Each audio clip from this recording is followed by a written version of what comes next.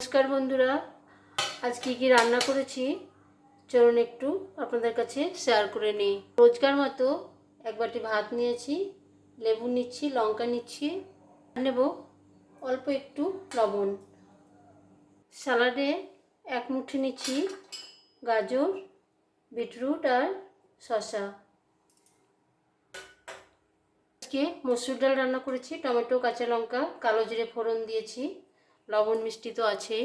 তেলে কালো জিরে ফোড়ন দিয়ে কাঁচা লঙ্কা আর কাঁকরোল দিয়ে রুই মাছের তেল ভাজা করে নিয়েছি, একটু পেঁয়াজও দিয়েছি, খেতে বেশ ভালো হয়েছে।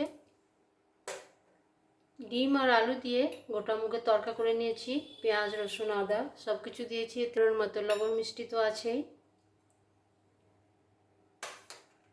আর রান্না করেছি পটল আলু দিয়ে রুই মাছের পাতলা পাতলা ঝোল। মাছের ঝোলে জিরে, আদা, গরম মশলা বাটনা করে দিয়েছি, তেলে কালো জিরে ফোড়ন দিয়েছিলাম, খেতে বেশ ভালো হয়েছে। সব শেষে নেব এক গ্লাস জল।